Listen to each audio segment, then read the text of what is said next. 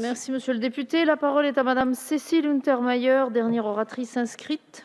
Pour le groupe socialiste, écologiste et républicain, vous avez 5 minutes, madame la députée. Merci Madame la Présidente, Monsieur le Ministre, Monsieur le Garde des Sceaux, Monsieur le Président de la Commission des lois, Monsieur le rapporteur, mes chers collègues.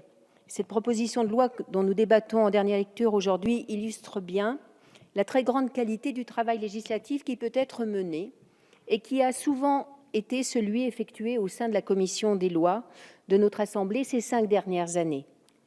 C'est d'abord une méthode, un texte porté par Alain Tourret et Georges Fenech, qui a été, comme il se doit pour des lois de cette portée, précédé d'une mission parlementaire créée par la Commission des lois de l'Assemblée nationale. Mission qui a conduit, après de nombreuses auditions décidées par nos 2 députés, à formuler 14 propositions tendant à réformer le régime de la prescription en matière pénale et avancer ainsi de manière éclairée vers un texte difficile, maintes fois abandonné et pourtant très attendu. D'autres travaux ont été réalisés avant cette législature. Ils ont participé à tracer ce chemin.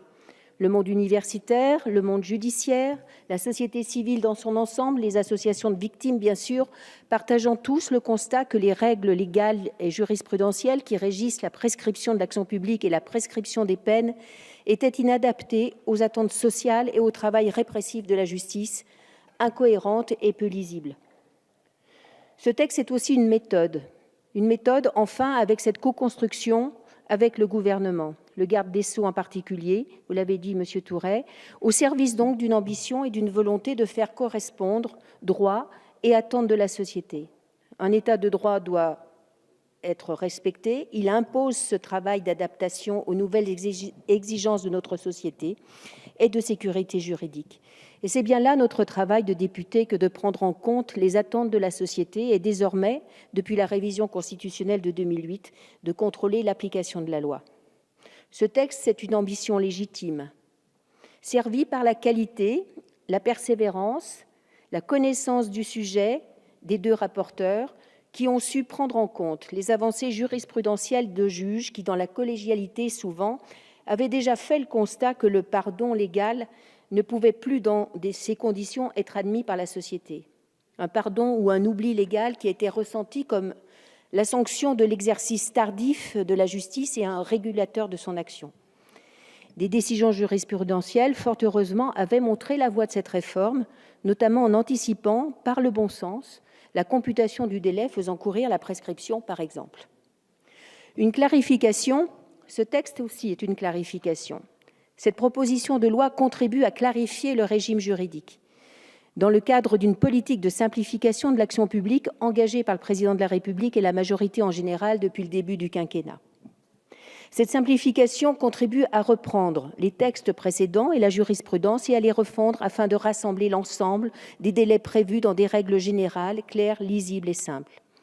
À l'heure actuelle, les citoyens l'ignorent bien sûr, mais il existe un éclatement des textes et une complexité telle que l'on en vient à ne plus comprendre à compter de quand part le délai de prescription. Et c'est un réel travail pour le juge également. Cette adaptation des textes par la jurisprudence s'explique par l'imprécision actuelle de la loi et surtout par son décalage avec l'évolution de la société. Or, la loi n'est pas faite pour se perdre dans les détails qui lui font perdre tout son sens. Elle doit être le socle commun à tous et définir des grandes lignes, poser les grandes directions et les définitions générales. C'est ce que fait ce texte en posant les principes généraux en matière de prescription et de justice. 2 impératifs doivent être conciliés. D'une part, il faut assurer la sécurité juridique aux citoyens. En ce sens, il convient que chacun d'entre eux puisse anticiper de manière précise les délais qui s'appliquent à son instance juridictionnelle et saisir les événements qui font partir le délai de prescription. L'idée de prévention et de clarté qui composent le principe de sécurité juridique sont ici essentielles. C'est pourquoi une harmonisation des délais de prescription de l'action publique et des peines s'imposait. D'autre part, il faut coller le plus près possible à la réalité de notre société et satisfaire à cette exigence de justice exprimée par les victimes en particulier et les citoyens en général, par l'allongement des délais de prescription, qui répond donc à cet impératif. Cette idée de justice et de sécurité me semble bien traduite dans un amendement adopté en commission des lois qui veut que désormais sont interruptives de prescription les plaintes adressées par la victime à un fonctionnaire auquel la mise en mouvement de l'action publique est confiée par la loi. J'ai été interpellée dernièrement par des magistrats me faisant valoir l'avalanche des textes et de circulaires qu'ils subissent. Ce texte va générer sans doute d'autres circulaires. Le paradoxe étant que la simplification poursuivie se réglemente aussi. Et là, comme dans tous les textes que nous avons votés, il s'agit d'adapter la justice au nouveau visage de la France. Mais j'ai entendu ce message, je les livre à la réflexion et la sagacité de l'exécutif qui en appréciera la portée utile. Pour conclure rapidement, je dirais enfin que l'article 3, disposant de l'allongement du délai de prescription de 3 mois à 1 an pour les contenus publiés en ligne dès lors qu'elle n'est pas parue sur un support papier, va à l'encontre de toute analyse juridique sérieuse.